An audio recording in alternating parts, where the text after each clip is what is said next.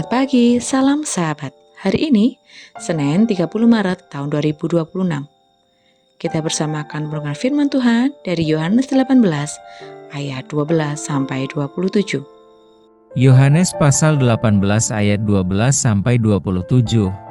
Demikianlah firman Tuhan. Maka pasukan prajurit serta perwiranya dan penjaga-penjaga yang disuruh orang Yahudi itu menangkap Yesus dan membelenggu Dia. Lalu mereka membawanya mula-mula kepada Hanas, karena Hanas adalah mertua Kayafas, yang pada tahun itu menjadi imam besar, dan Kayafaslah yang telah menasihatkan orang-orang Yahudi. Adalah lebih berguna jika satu orang mati untuk seluruh bangsa. Simon Petrus dan seorang murid lain mengikuti Yesus. Murid itu mengenal imam besar dan ia masuk bersama-sama dengan Yesus ke halaman istana imam besar. Tetapi Petrus tinggal di luar dekat pintu. Maka murid lain tadi, yang mengenal imam besar, kembali keluar, bercakap-cakap dengan perempuan penjaga pintu lalu membawa Petrus masuk. Maka kata hamba perempuan penjaga pintu kepada Petrus, "Bukankah engkau juga murid orang itu?"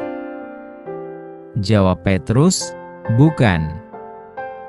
Sementara itu hamba-hamba dan penjaga-penjaga bait Allah telah memasang api arang, sebab hawa dingin waktu itu, dan mereka berdiri berdiam di situ. Juga Petrus berdiri berdiam bersama-sama dengan mereka. Maka mulailah imam besar menanyai Yesus tentang murid-muridnya dan tentang ajarannya. Jawab Yesus kepadanya, "Aku berbicara terus terang kepada dunia. Aku selalu mengajar di rumah-rumah ibadat dan di bait Allah, tempat semua orang Yahudi berkumpul. Aku tidak pernah berbicara sembunyi-sembunyi. Mengapakah engkau menanyai aku? Tanyailah mereka, yang telah mendengar apa yang kukatakan kepada mereka. Sungguh, mereka tahu apa yang telah kukatakan." Ketika ia mengatakan hal itu, seorang penjaga yang berdiri di situ, menampar mukanya sambil berkata, "Begitukah jawab MU kepada imam besar?" Jawab Yesus kepadanya, "Jikalau kataku itu salah, tunjukkanlah salahnya, tetapi jikalau kataku itu benar, mengapakah engkau menampar aku?" Maka Hanas mengirim dia terbelenggu kepada Kayafas, imam besar itu. Simon Petrus masih berdiri berdiam. Kata orang-orang di situ kepadanya, "Bukankah engkau juga seorang muridnya?" Ia menyangkalnya, katanya, "Bukan." Kata seorang hamba imam besar, seorang keluarga dari hamba yang telinganya dipotong Petrus, "Bukankah engkau kulihat di taman itu bersama-sama dengan dia?" Maka Petrus menyangkalnya pula, dan ketika itu berkokoklah ayam. Terbelenggu namun tidak kehilangan kuasa. Orang yang terbelenggu adalah seorang yang kehilangan kebebasan. Tidak dapat mengekspresikan sepenuhnya hakikat mereka sebagai seorang manusia. Narasi dimulai saat pasukan Romawi dan penjaga bait Allah menangkap serta membelenggu Yesus. Ia kemudian dihadapkan kepada imam besar Hanas, ayat yang 13, dan menantunya Kayafas, ayat 13 dan 24. Hanas menanya Yesus tentang murid-murid dan ajarannya, ayat 19. Dan Yesus menjawabnya dengan terbuka tanpa menyembunyikan kebenaran, ayat 20 hingga 21. Keberanian Tuhan Yesus dalam menjelaskan kebenaran secara lugas memicu reaksi seorang penjaga untuk menampar dia dengan dalih menjaga kehormatan imam besar, ayat yang ke-22. Maka Tuhan Yesus menegur tindakan gegabah penjaga yang tidak berdasarkan kebenaran, ayat 23. Yohanes juga menarasikan peristiwa penyangkalan Simon Petrus, di mana ia mencoba menyelamatkan diri dengan cara menolak dikaitkan dengan Tuhan Yesus. Di ayat 15 sampai 18 dan 25 sampai 27. Yohanes juga ada di sana ketika Petrus mengambil sikap untuk menyangkal keterkaitannya dengan Tuhan Yesus. Di ayat 15 sampai 16. Narasi ini menguraikan sebuah ironi. Mereka yang seolah tidak terbelenggu justru kehilangan kebebasan mereka sebagai manusia.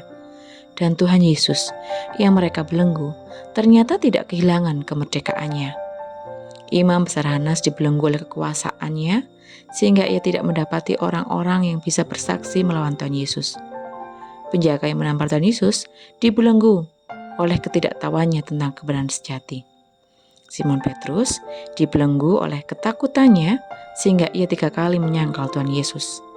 Sebagaimana sudah dinubuatkan oleh Tuhan Yesus tentang penyangkalannya itu. Lihat juga di Yohanes 13 ayat 36 sampai 38. Adakah hal yang masih melenggu kita untuk dapat berinteraksi dengan Tuhan secara bebas dan merdeka? Maukah kita mengakui dan mengimani bahwa Allah sungguh hidup dan berkuasa atas hidup kita, supaya Ia membebaskan kita dari belenggu dalam hidup kita? Mari bersama kita berdoa. Bapa yang penuh kasih, kami mengucap syukur untuk firman-Mu saat ini ya Bapa. Mampukan kami Tuhan, untuk kami boleh memahami dengan jelas apa saja hal-hal yang membelenggu kehidupan kami, sehingga kami sulit berinteraksi dengan Engkau. Apa yang membuat kami tidak bisa merasakan dengan bebas dan merdeka akan kasih-Mu dan pemeliharaan kehidupan kami. Kiranya Tuhan membuka mata hati kami, sehingga menyadarkan kami untuk tidak hanya mengeluh dalam kehidupan ini, tapi kami boleh mengucap syukur, boleh mengakui dan mengimani bahwa Engkau adalah Allah yang benar-benar hidup dan berkuasa atas hidup kami. Kami rindu Tuhan, Engkau menyadarkan kami atas belenggu hidup kami dan membebaskan kami dari belenggu hidup ini, sehingga kami boleh merasakan sukacita bersama Engkau. Baik kami ketika sedih maupun senang. Kami rindu Tuhan, Engkau selalu menolong kami menjadi manusia yang sungguh-sungguh manusia dan tidak kehilangan kebebasan, tapi boleh berekspresi untuk menyatakan kemuliaan-Mu. Di dalam nama Tuhan Yesus, kami berdoa dan mengucap syukur. Haleluya. Amin. Selamat beraktivitas. Tuhan Yesus memberkati.